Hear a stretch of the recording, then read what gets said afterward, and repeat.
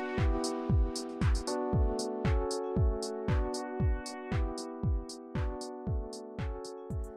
everyone, welcome to Level Up with Lilit. Thank you for joining into my podcast. So I have an impromptu guest today. I actually met him this morning, and after listening to about 5% of what he had to say in his journey, I just knew he had to be there to give you his story. I think he's very inspiring. We can all learn a lot from him, but I just look forward to the conversation. His name is Arra Yerganian. He's been a CMO for many companies, and I would love to start with an introduction. Thank you, Lilit. It's so nice to be here with you today. So I was actually born in Greece, in Athens, but grew up in Boston and have been on the West Coast living in Silicon Valley for the last 20 years with my family. My wife, Talene, and I have 3 kids, Alec, Talad, and Shant, and they are 22, 18, and 13. You've been busy then. We have been extremely busy and blessed, Very for sure. nice. And throughout my life's journey, I knew early on I wanted to be a marketer and growth marketer, for that matter, helping organizations really think through complex solutions, and started my career at Procter & Gamble.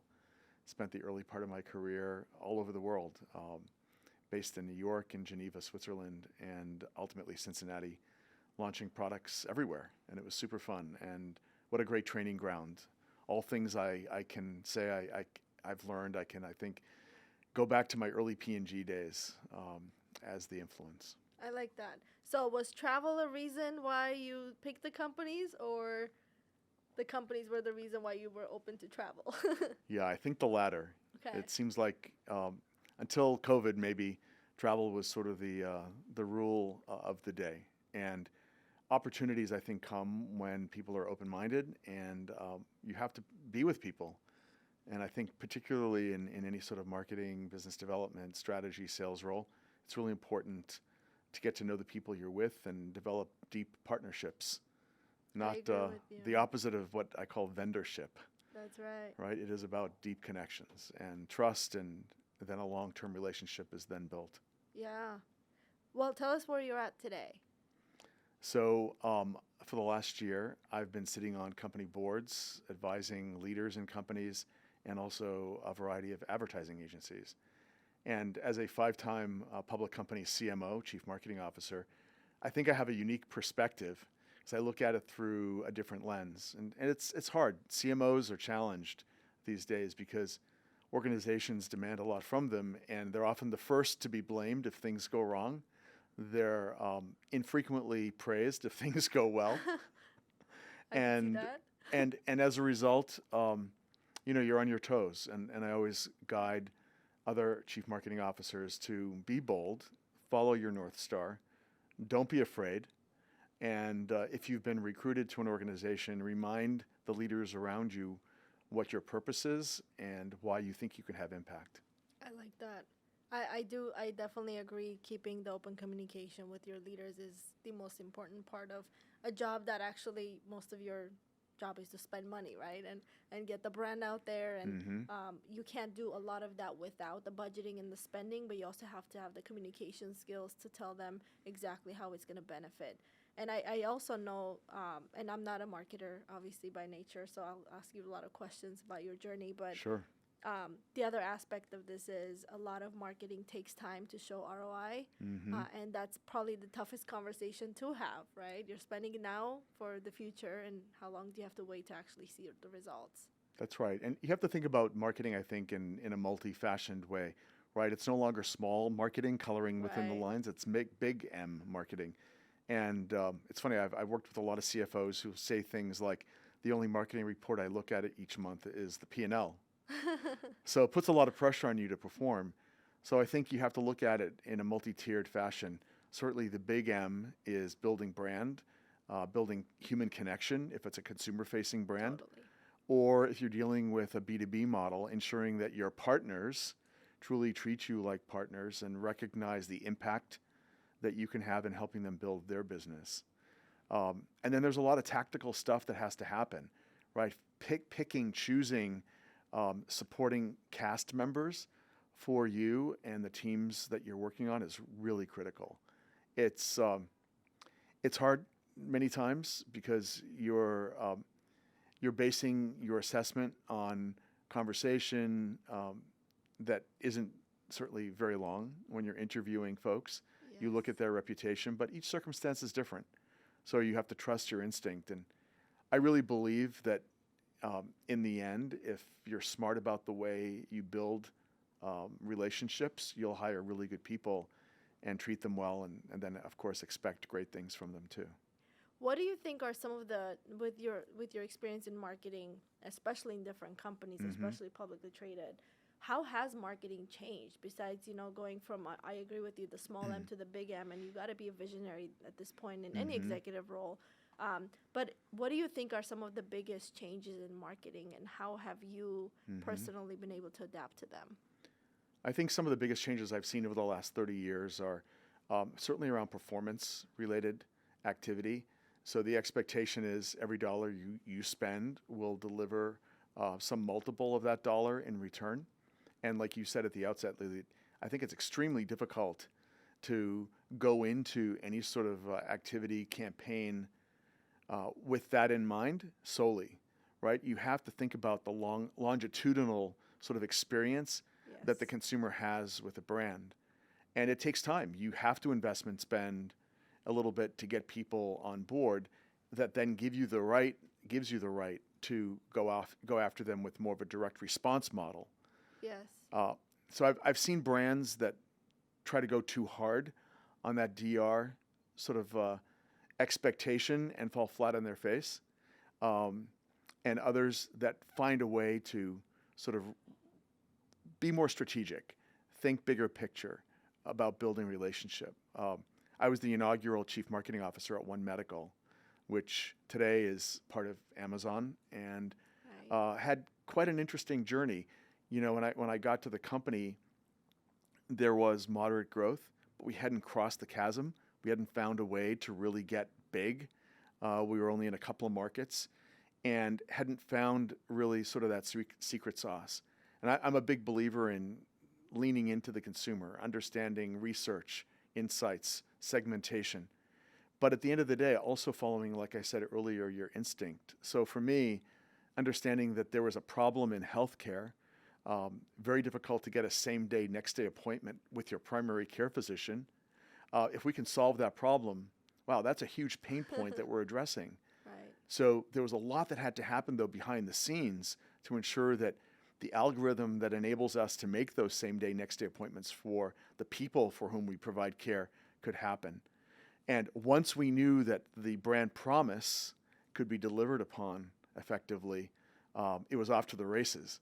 Right. Then you double down and you spend more time talking about the doctor's office reinvented and this new experience for the consumer that is truly breakthrough. And it's funny, so many companies have subsequently said, can we follow in their footsteps? In fact, I went from One Medical to Sutter Health. Sutter is the second largest not-for-profit health system in the US, a $15 billion organization. And one of the first requests I got was, how can we create a version of One Medical in our system? And it's so hard to do because you think about the people you hire in an organization, how they're wired, what motivates them to join. It's very different from a large organization and candidly becomes an impediment, I think, sometimes to an organization's growth trajectory. So there are things you can do to enlighten, the consumer so that the experience is better. But fundamentally, there are some major shifts that have to happen in businesses if they want to emulate, a company that's broken through, that's changed the paradigm. Yeah. So tell me this, and you kind of alluded to this, but obviously marketing with different industries is different. You have to have a different process. And then if it's consumer versus business marketing, that's a different process. But I'm more curious about the public versus private marketing. Like, do your copies go through more of a due diligence? Do everything you say out there, your PR, have to go through so many different people? And what are some of the challenges there? So if you can go over the process differences and the challenges that you've experienced.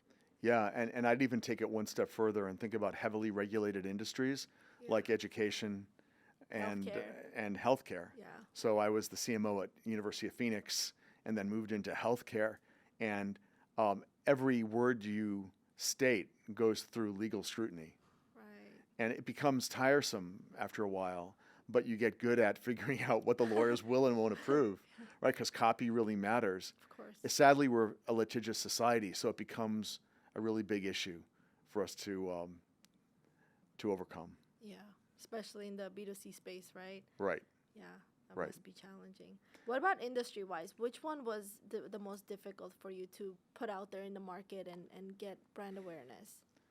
You know, I think it's so hard to answer that question because every industry, every company has unique challenges and opportunities. I always tell marketers to sort of try to look through the trees to the forest, because the opportunity might be in your line of sight, but you have to take a step back. And I've never seen an industry or company, whether I've worked there, been an advisor, a board member, that doesn't have remarkable opportunity. It ultimately comes down to execution. It comes down to your attitude and perspective.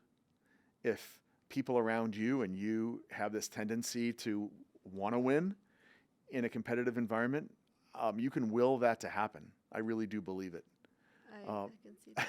I think if you're negative or dissuaded in some way or feel undue competitive pressure, that can bring you down too. Very true.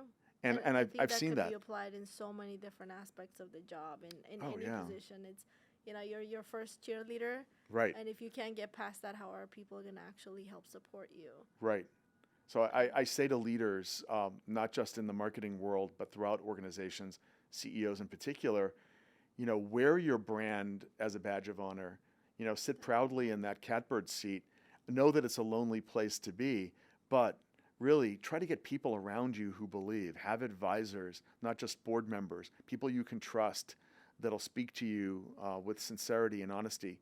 Because in leadership roles, everything people tell you isn't true, right? You're smarter, you're prettier, you're, harder working, you achieve more. And oftentimes that's not always the case. There are challenges and you need people around you that can be honest, that can be supportive. So I know we're deviating off sort of the marketing realm, but I think it does affect the way marketers think about their role. And so many marketers are dissuaded from taking that risk or being a little bit more bold because they're fearful, sadly, because of what the environment around them has created. Yes. And one of the things that I hear a lot from marketers that they see as a challenge, and maybe you can help shed some light for people that are in the same situation. When you have a big marketing budget, things are a lot easier to navigate through. And then there's the more common one, which is startups with smaller budgets. Like, where do they start? How do they get their budgets properly allocated? So I think it's funny you asked that question. I've often had more fun with smaller budgets because you become Creative. much more creative, very resourceful. You lean into partners that perhaps you wouldn't have considered. And I've discovered some amazing agency partners, small companies, individuals, firms that just want a chance to prove their capabilities, and I've often been surprised. I'm on the board of a company right now that is in a really cool space, and they needed some video production. And I went actually to Armenia to have video produced at 1/10 the price of what it would have cost here in the US. And the quality is as good, if not better, than anything I've seen here. I love it. And you think about how the paradigm has shifted, Yeah. right? Even the traditional agency model, there were times in my life where I'd spend $1 million in a 30-second spot. And you might get a few other, takeaways. That's unnecessary, right? You can use crowdsourcing agencies like Tongle in LA that have 160,000 creators from 150 countries that'll bid on your project and do exciting things for a fraction of the price of a full-service agency. So I think there are disruptors everywhere, and if your budget is small, marketers in the world, just go out there and see how you can maximize the impact. Yeah. And when it comes to B2C versus B2B, right? So obviously B2C, you're looking at a much wider audience, but you can generalize the behavior of the audience, right? And then B2B, to me, is a lot more customized, whether it's for groups or specific companies that you're trying to target. Which one is easy for you? Easier. easier. I know it's not. None of those are easy. I mean, honestly, I think both have bespoke sort of elements, and you have to be thoughtful.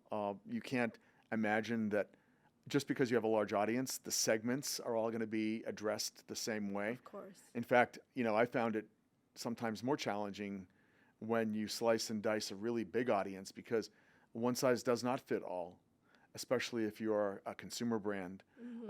There may be some tenets to the value proposition that make sense, but I think about it in terms of looking at market insights, audience insights, to then figure out on a B2B or B2C level, then what's the big brand idea? And what are you fighting against? What's the enemy of the brand? Really identifying that, I think, is critical to the success of the marketer winning. Setting that North Star, that big brand idea, ultimately will drive that differentiated sort of point of view. But additional sort of last critical element is what your ambition is as a brand, either as a B2B or B2C company, determining pretty quickly and crystallizing that for yourself, your department, and your company through this sort of architecture that you create, I think is critical to the success. So it's challenging for both small and big brands, but it can be equally rewarding if you take the right steps and be effective. And in order for you, let's take the consumer side, for example. In order for you to do the proper segmentation, depending on the type of brand that you have to pay attention to the data. Not a lot of companies pay attention to the data, right? It's a lot of like revenue, what we spent, what we got, but what is the data actually telling you, and how can you leverage the data you've kind of put aside because you don't think it's important? I think it's very, very important. Every piece of data that comes into your system, whatever system that is, can be leveraged some way to understand the consumers better. So Lilit, I couldn't agree more. I can tell you, and I'll keep the suspects nameless. So many of the companies that I've been a part of, either as an employee or as an advisor or board member, forget about the elements of research insights and segmentation. And they just want to jump in and often to the conclusion. And I've said many times to private equity firms, venture capital firms, that you need somebody with that sort of growth mindset, marketing mindset on staff to prevent many of these companies from making the same mistakes over and over again. And just taking a moment to understand through segmentation who the audience might be, why it's changed, how it's evolved even in the last year. Think about what's happened since COVID has ended. Right. There's a renaissance in so many industries that spirited a lot of change. And I think still many leaders are faltering because they haven't recognized that they need to pivot. I can see that. Speaking of pivot, technology in marketing, we could call it any kind of automation, we can call it AI, we can call it Gen AI, whatever it is, you've seen those transitions. Where are you at in terms of implementing technology into your marketing? So AI is the buzzword of the day. It seems like every organization that I touch thinks they need to have an AI element component for themselves to be taken seriously. Look, I think there's application, whether it's heavy or light, I think still is to be determined. I think there's a lot of falling out still in the category to see what role AI will have. Yes. There's no doubt that if you can help through intelligence, doesn't have to be artificial. Exactly. Some sort of intelligence that helps then give you a leg up, either versus competition or against the target audience that you're trying to reach, you'll win. So I think throughout my 30-year career, I've seen lots of technology sort of come and go. At the end of the day, I really try to keep it simple. I think leaning into I call them the vital few, the priorities that are most important to your immediate success will help you as a marketer, help you as a business leader reach your goals. I've seen so many leaders, I'm sure you've seen them as well, who have 12 things on their to-do list, and you often then will ask, well, which are the most important? And they'll say, all of these are.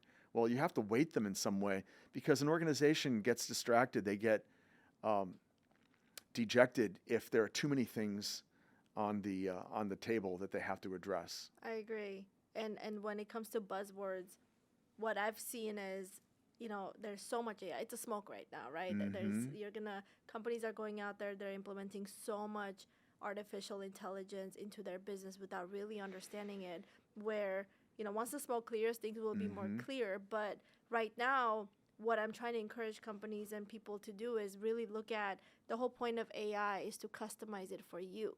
It's not an off-the-shelf product you go and plug in and you expect it to work like the next company. And so if you don't understand what you actually need and how you can customize the intelligence you're seeking, it's just not going to work. And on top of that, is it going to work with your actual technology? Or is it going to be a standalone product that it's just going to look really pretty and you can do PR on it until it actually gets implemented properly? Really well said. I'm working with several companies in the healthcare space, and I think artificial intelligence can have a remarkable impact on cancer diagnosis, Parkinson's disease. Many companies in the life science space are leaning in because they realize that, yes, research can take you so far, but if you can use smart technology around you to help delineate sort of what choices to make when a whole slate of opportunity is in front of you, you could actually improve patient outcome. Okay. And that's really exciting. I think that's an application that really works. That's fair. I can see that. So let's pivot a little bit. You said 5 public companies you've been CMO for? More or less. While raising 3 kids? Yeah. How did you do that? So I have a great wife. Obviously, it takes 2 to tango. And our kids are well-grounded. It's hard to do, but both Talene and I are Armenian. We're very involved in our Armenian community in Cupertino in Northern California. And the church becomes an extension of our lives. Our kids grew up in Sunday school and Armenian school, and my oldest son was ordained as a deacon when he was 16 and serves on the altar, and my youngest son is following in his footsteps. And I think those elements certainly help shape, you as a person. Right. But we're also firm, right? There are ground rules and there's discipline. Curfews. Yeah, and expectations that I think are realistic. We've never sort of set the bar at a level or rate that is unreasonable. Right. Unreasonable. I mean, I think achievable is always an interesting question because some obviously achieve more than others. But at the end of the day, you want them to become good, level-headed, sane individuals because there's so many challenges and influences and distractions in life. It's hard. It's really hard.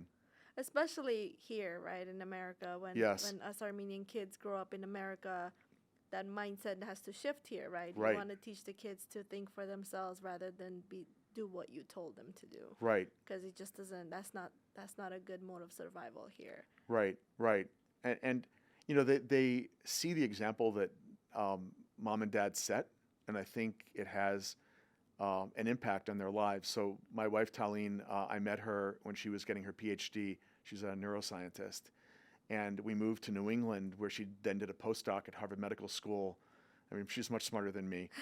And I was really impressed with how thoughtful she was about her educational experience. She was born in Lebanon, grew up in Greece, and came to the U.S. for college for the first time. Yet when we were dating, she always made time for me. We had a lot of focus on each other.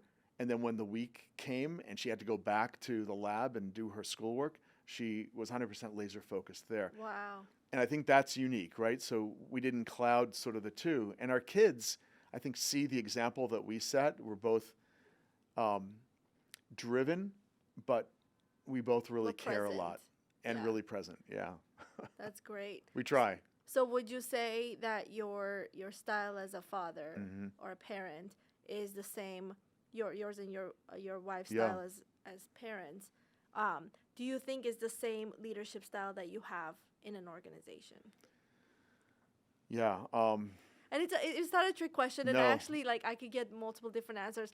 Personally, I'm also a mom, and my husband and I have a style that sometimes I actually do implement at work, but not always because my kids are small. I can't talk to them the same way I talk to my kids, but I still have the same values. Sure. I think you nailed it. I mean, the values certainly are the same. I expect high standards, from the people that I work with. I want them to be respectful, but challenging. I'm always asking for feedback, and I ask my kids the same. What could I be doing differently? How could I help you?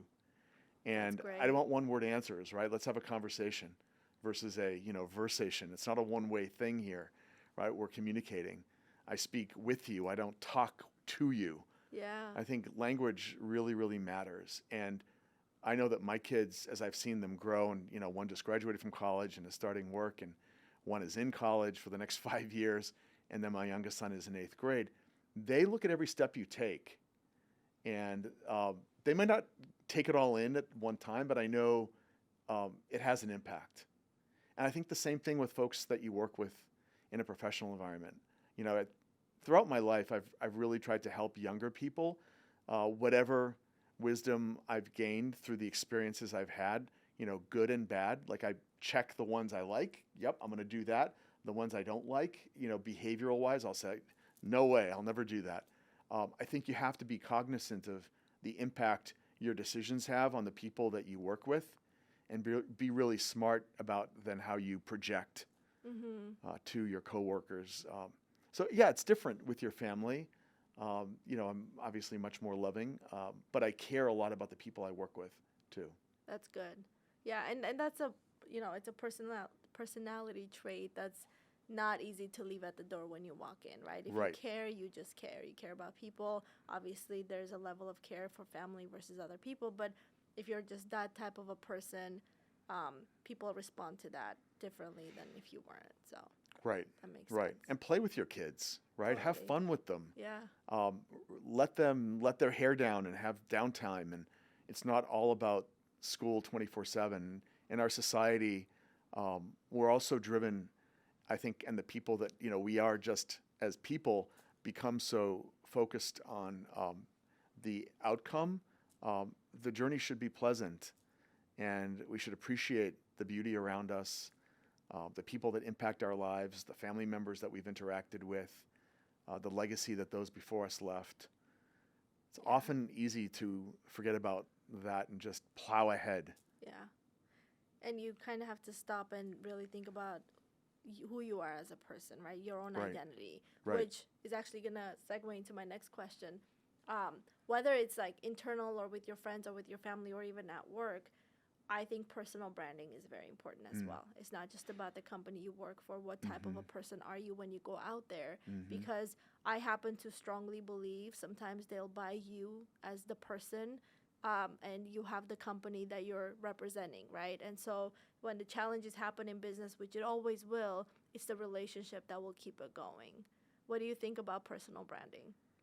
Yeah, I think it's really critical for anybody with a persona.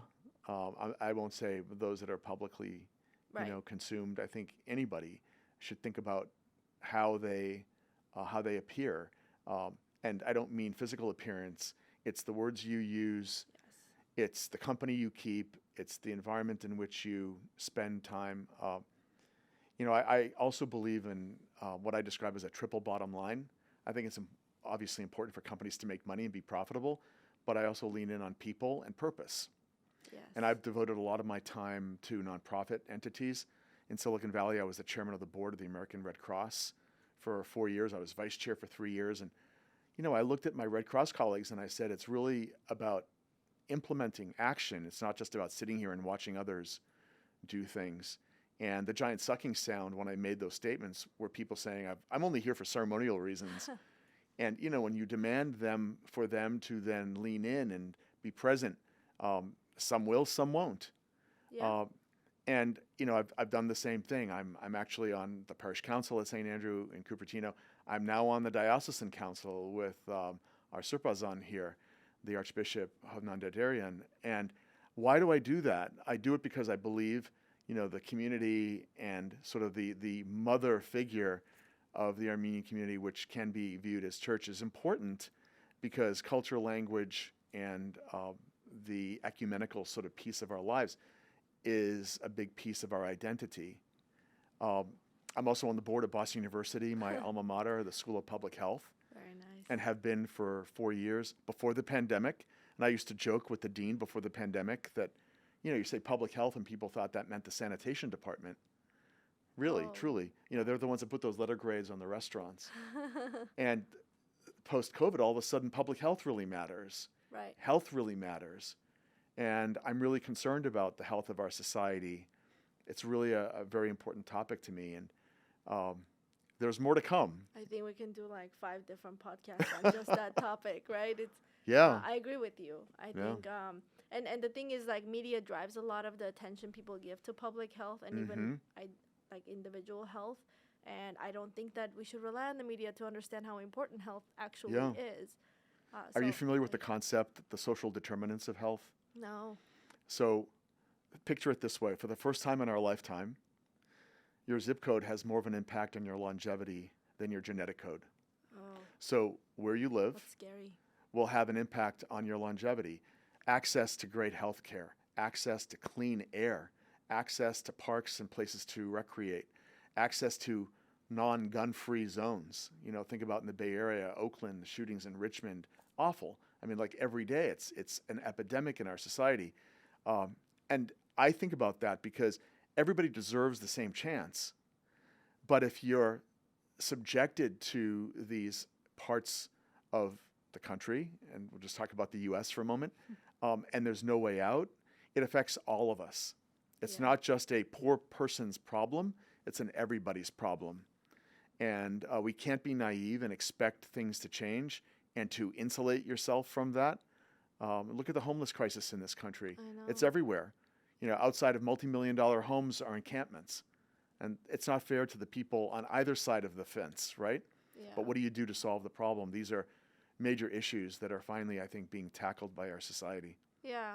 And we're seeing a lot of new things happen, right? Yeah. Things that we've never seen before, starting from the pandemic, at least not in our lifetime, starting from the pandemic to the way that the homeless environment has shifted too, and the gun control and the political environment and the economic status. Like, there's so many new things that I personally haven't seen in my lifetime. Right. And so it just goes to show, like, sure, you can enclose yourself in your comfortable little area, but things will happen. Right. And we cannot be naive. Exactly. And I think it crosses, political boundaries. I don't think it's a, red or blue issue. It's an American issue, and we need to tackle it as Americans, as citizens of a free country, because you can see how things deteriorate quickly when you see lawlessness and violence and, what's then caused by all kinds of issues around socioeconomic disparity. It's really tough. It's a big issue. Agreed. So, with the issues and your all these years of experience that you have and raising a family, what have you identified as like your hobbies? Like, what do you do for fun to kind of stay sane? Because I need my hobbies to stay sane. Yeah, I'm the same way. So I love the piano. Nice. And thankfully my kids play. My oldest son plays beautifully. My younger son is learning, and he's incredible. But in quiet moments, I'll sit and play as well. I love spending time with my kids. So just being out there, being present, again, as we said, going to soccer matches, really important to lean in. My daughter started college a few weeks ago, and it's funny, we've developed a new closeness in our relationship because she's not physically here and, talking on the phone, and she wants to spend time on the phone. And I remember when the pandemic started, she was stuck at home, and I almost felt like, she needs to get out. So we would drive around the community, and just sort of get some air and then walk together. And I think just being present for me with my kids, with my wife, is really very satisfying and fulfilling. Yeah. So you made the best out of a not so good situation. But, I love ping pong. I love just, being, physically active, walking and talking with my family, and it's fun. Very good. Okay. So, you gave so much advice, but if there's like one thing that you would want the audience to go away with, whether it's marketing related or family or values, what would it be? I don't know. I always try to help marketers gain more courage, because there's so much stress and anxiety in a marketer's world, because you never really know whether that bet you're placing will work. And it's okay to be vulnerable. It's okay to fail fast, but learn from your mistakes, pivot. And I think that's really important for marketers to hear. And I also encourage leaders of companies in the C-suite who are supporting cast members to also have leniency and recognize that it's a trial and error game. It's not easy. On the family front, we've said it a bunch of times, but it's about being present and being engaged and just knowing your family. I like it. I appreciate that. So before we close, I normally end all of my podcasts with a riddle. So I'll say it. You'll solve it offline, so the audience has a chance to also solve it. So the riddle today is, what is it that is always in front of you, but you never see it? So don't solve it. So I'll close it just it up now. saying thank you so Thank much, you. Arra, for coming. This was a great conversation. You're very insightful. You have a lot of experience, and you just have really good human values to give to people. So Thanks, I Lilit. appreciate Same that. to you. I've enjoyed this very much. You're Thank you. fantastic. Thank you, everybody, for joining Level Up with Lilit. I hope you enjoyed today's conversation.